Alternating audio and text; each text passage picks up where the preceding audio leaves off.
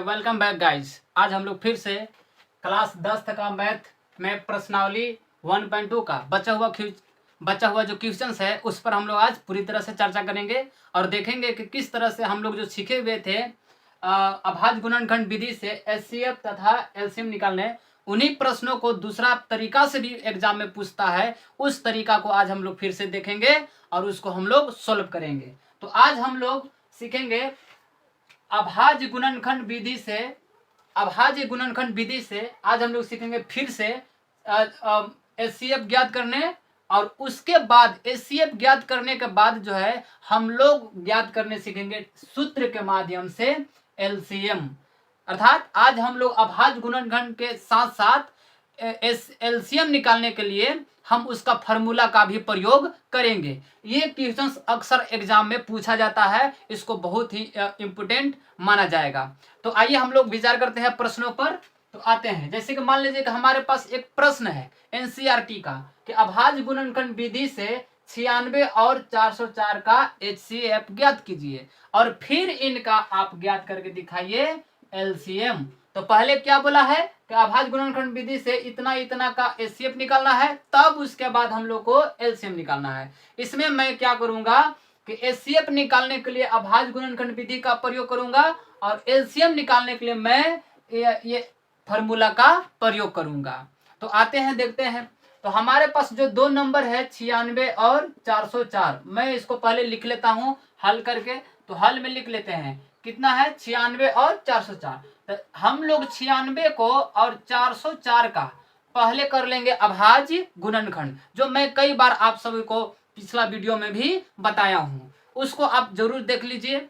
फिर यहाँ पर समझिए, हमारे पास जो नंबर है 96 का हम लोग सर्वप्रथम कर लेते हैं अभाज्य गुणनखंड।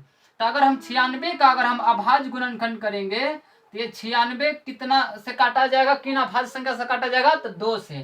तो जब हम दो अभाज्य संख्या से जब हम इसको विभाजित करेंगे तो ये कट जाएगा 48 बार में। फिर हम इसको अगर 2 से फिर से काट देते हैं तो ये कट जाएगा कितना बार में, 24 बार में।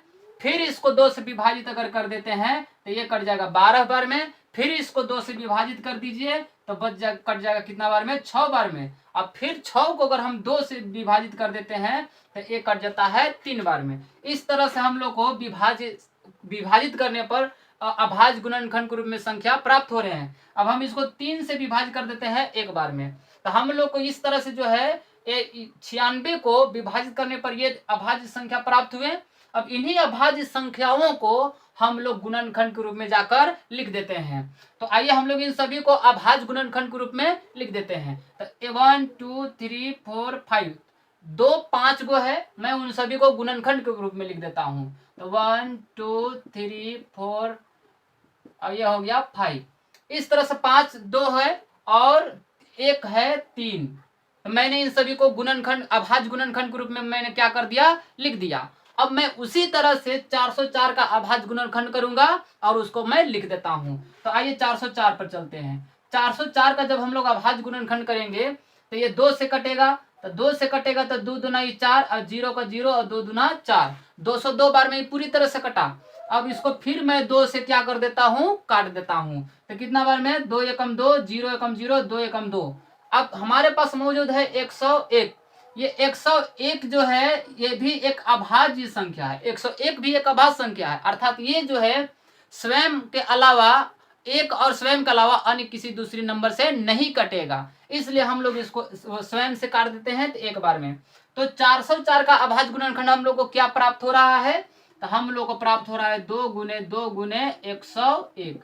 इस तरह से मैंने जिन जिन संख्या के बीच हमें एचसीएफ निकालना था अभाज्य गुणनखंड विधि से, मैं उन दोनों संख्याओं को पहले अभाज्य गुणनखंड के रूप में क्या कर लिया, लिख लिया। अब इसको हम लोग क्या कर देंगे, एचसीएफ ज्ञात करते हैं। मैं इसको अब इरेज कर देता हूं।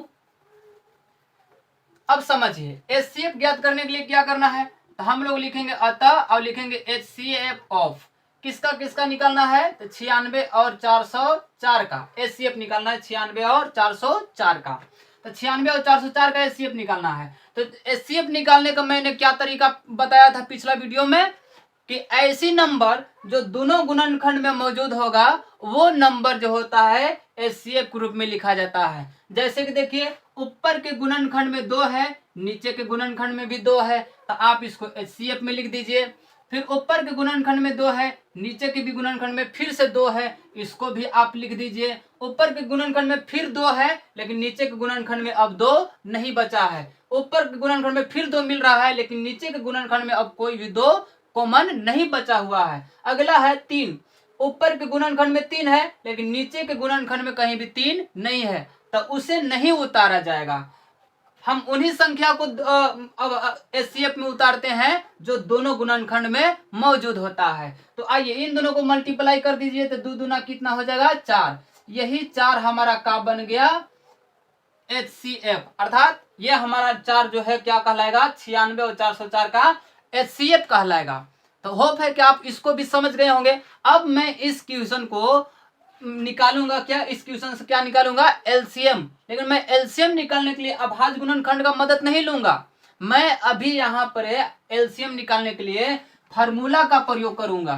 क्यों? क्योंकि इसमें नहीं कहा गया है कि LCM को आप अभाज्य गुणनखंड विधि से निकालिए, इसलिए मैं यहाँ पर सुविधा पूर्वक इसका LCM निकालने के लिए उसका फार्मूला का प्रयोग कर लूंगा। तो हमारे पास फार्मूला का दिखाई दे रहा है कि LCM इंटू 6 और 404 बराबर, LCM निकालेंगे 96 और 404 का, बराबर में हम लोग लिख देते हैं डायरेक्ट किन किन संख्याओं के बीच हमें LCM निकालना है, तो 96 और 404। तो इन दोनों को हम लोग क्या कर देते हैं, इस तरह से गुना के रूप में लिख देते हैं। अब बटा में यहाँ पर फार्मूला में देखिए कि LCM के फार्मूला में मांग रहा है नीचे कितना HCF का वैल्यू मांग रहा है, तो हम लोग पीछे HCF का वैल्यू कितना निकाल चुके हैं 4, वही HCF का वैल्यू यहाँ पर क्या कर दिया जाएगा, रख दिया जाएगा।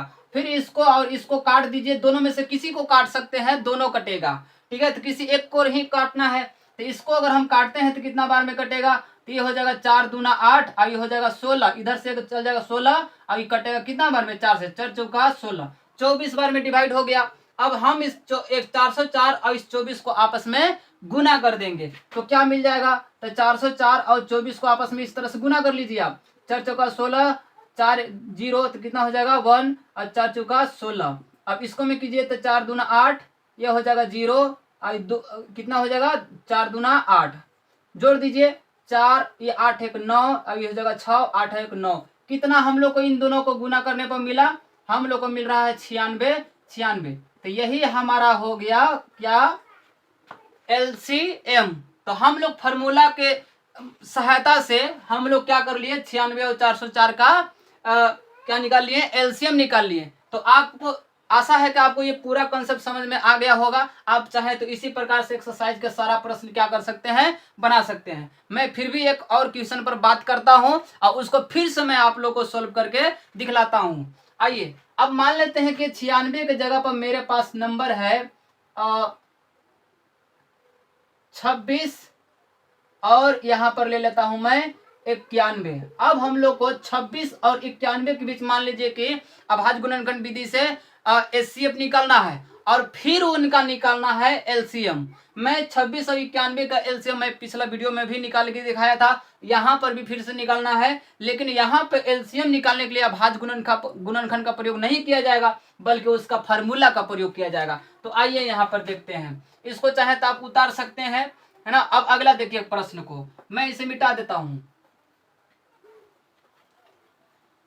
अगला प्रश्न है हमारे पास कि 26 और 91 इन दोनों का हम लोग को निकालना है HCF, फिर उसके बाद निकालना है LCM। तो आइए 26 का हम लोग सर्वप्रथम क्या कर लेते हैं, अभाज्य गुणनखंड, तो इसको हम लोग 2 से गुणनखंड करेंगे, तो कितना बार में आएगा 13 दूना 26, फिर 13 से करूंगा तो एक बार में, तो 26 का गुणनखंड मिल गया 2 गुने 13। उसी तरह से मैं 91 का भी गुणनखंड कर देता हूं, तो ये 91 का गुणनखंड मैं करूंगा तो कितना बार में कटेगा, 7 से इसको देखिए, 7 से काटेंगे तो 13 सत्ते 91 हो जाता है, तो एक आ जाएगा। तो इसको काटने पर मिला हम लोग को 7 गुने 13। इस तरह से मैंने दोनों नंबरों का क्या कर लिया, अभाज्य गुणनखंड कर लिया। अब हम लोग इसको निकालेंगे क्या, HCF निकालने के लिए हम लोग क्या करते हैं, लिख लेते हैं पहले HCF, है ना, ऑफ कितना कितना, तो 26 और 91, 26 और 91 का हम लोग क्या निकाल रहे हैं, HCF निकाल रहे हैं। तो आइए, तो इन HCF में बार बार रूल मैं क्या बता रहा हूं कि जो संख्या दोनों गुणनखंड में मौजूद होगा वही हमारा एचसीएफ कहलाएगा। दो जो है ये दोनों गुणनखंड में मौजूद नहीं है, छोड़ दीजिए। 13 दोनों गुणनखंड में मौजूद है, इसलिए इसको आप एचसीएफ में लिख सकते हैं। ये हो गया हमारा क्या आंसर एचसीएफ।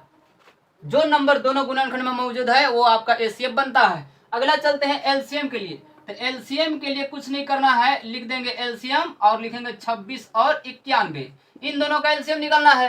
तो इन्हीं दोनों को हम लोग सबसे पहले क्या लिख लेते हैं, गुना में लिख लेते हैं। और उसके बाद यहाँ फॉर्मूला कह रहा है कि आपको हमेशा एलसीएम निकालने के लिए एचसीएफ से भाग लगाना है दोनों नंबरों में। तो हम लोग एचसीएफ हम लोग कितना लाए हैं 26, तो हम यहाँ पर रख देंगे सॉरी है ना, यहाँ पर हमारे पास एचसीएफ कितना आया है 13 आया है। तो मैं इसको 13 से भाग लगा दूंगा क्योंकि फॉर्मूला कह रहा है कि आपको एचसीएफ से भाग लगाना होगा।